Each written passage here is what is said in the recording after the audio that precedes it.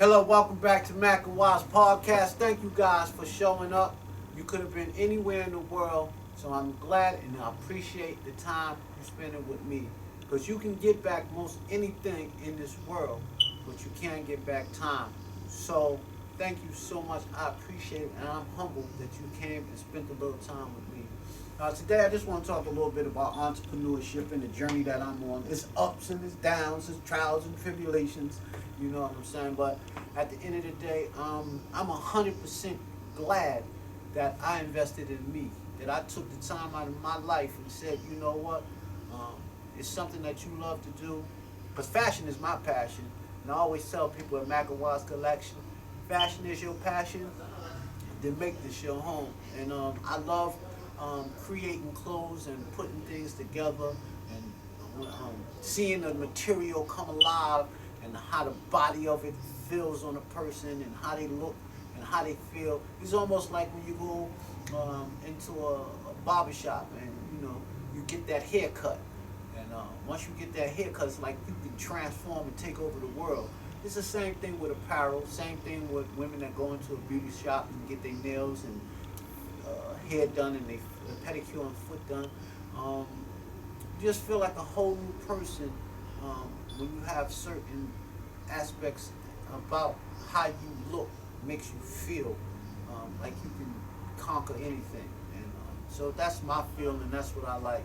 A lot of people like a lot of different other fields, and I always tell people in any entrepreneurship journey that you go on and that you trying to endeavor in, have a passion for it.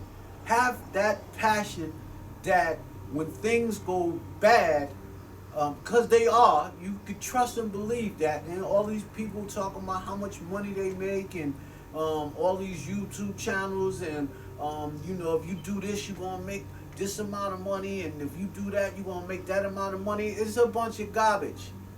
You understand?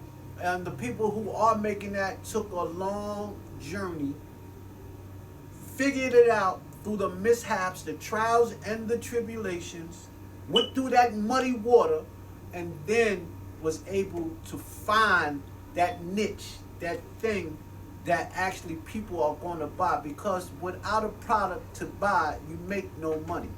You have to have a product or a service, right? You have to give somebody something in order for them to want to give you their money. So, all the rest of that stuff that they be talking about is just, unrealistic. And in the entrepreneurship journey, you're going to go through some trials that's going to make you say, what am I doing and why am I doing this? And I shouldn't be doing this. But if you love what you're doing, those things seem like you take a sigh and a breath and say, you know what? This is something that I know in my heart that I was gifted to do, and I'm definitely going to make it happen. And I don't care if it takes 5 years, 4 years, 3 years, 10 years. This is something that I'm passionate about doing. Some of the authors that wrote books took about 5 years for them to write it because they kept stopping and they had to readjust. Or people that are entrepreneurs in any field, even speakers and engagers. I had the other day, I had listened to one of my motivational speakers, Les Brown, right? And he was saying, and this is crazy, right? Because he was saying that at one point he stopped speaking for an amount of time because of something that happened. And I'm like, wow. And he went through all of these traumas and tribulations, and today I think he's about 79, 78, still motivating people. I mean, every day I listen to a little bit of him or Jim Rohn or somebody that gives that inspiration, that desire to continue to win. And the reason why I'm saying all of that is because I get a little bit upset about some of the people that always talking about how much money they made on this entrepreneurship journey without telling you how difficult it was, how much trauma, how much stuff they had to go through in order for them to get to where they are. All because all of this, I made 100,000. I'm 6-figure earner, 7-figure earner. or you can do this and make it. How long did it take you to do that? How many trials and tribulations did you? Let me see the documentation of what you did and how you did it, and how long it took you before you got to where you got to.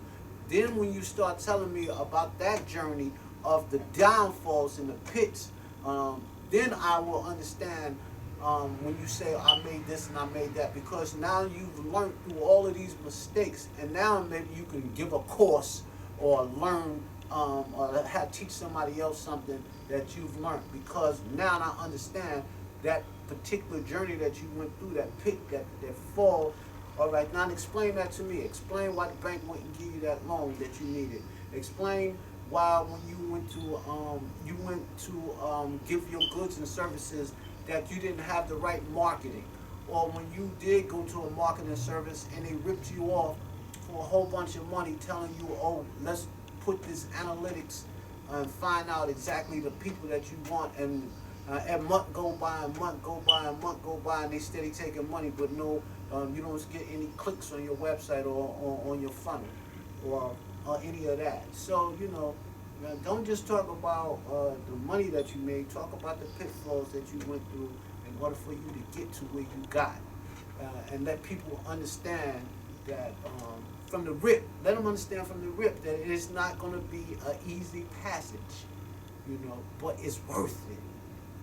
It's worth it, because you wake up in the morning and you feel so elated. You feel so good about who you are and what you're becoming, even in the pits and even in the downfalls.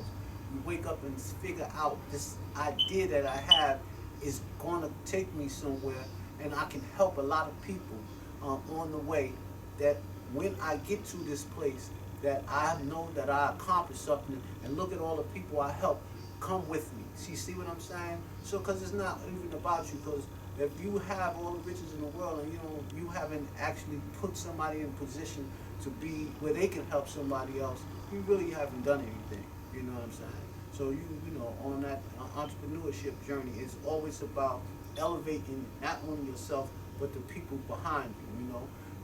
Because if you can do that, then you are gifted by God, and God has definitely granted you the intelligence to be able to do that and help other people.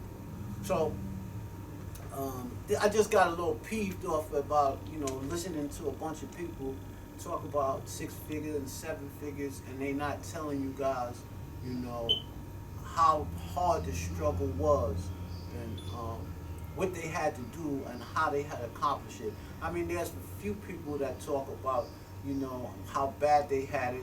You have people like Marion Golden, who tells you that for years after he made a lot of money, he lost a lot of money and had to downsize and live off his friend and this and that. You have Les Brown, who wanted to do something for his mother, but in the interim of doing some of the things that he accomplished now, he lost his car, he lost his house, he lost his mother's house. So when people tell you about the struggles that they went through and then came out on the other side, then you can understand that even though you go through these problems, at the end of the day, if you continue on in that struggle, sooner or later it becomes not a struggle, but an obsession to win. And I like that. I don't like somebody telling me, oh, you can make 7 figures, you can make 6 figures. Okay, where's your proof? And what did you go through, and how did you go through it? And tell me, how did you come up out of it, right? So give me those aspects of how you obtain the 6 and 7 figures.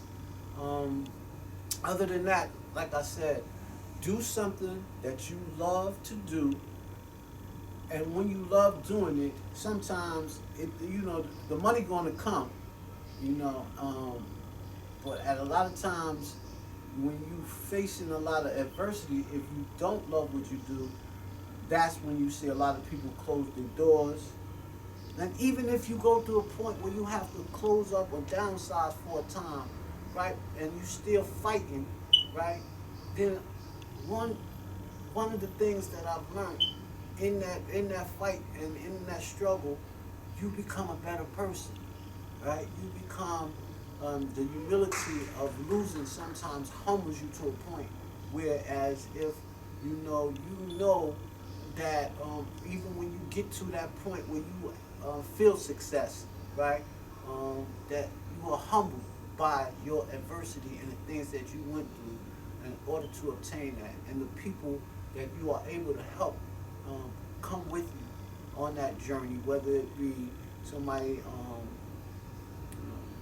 your lawyer, your CPA, or a person that's helping you in your day-to-day activities.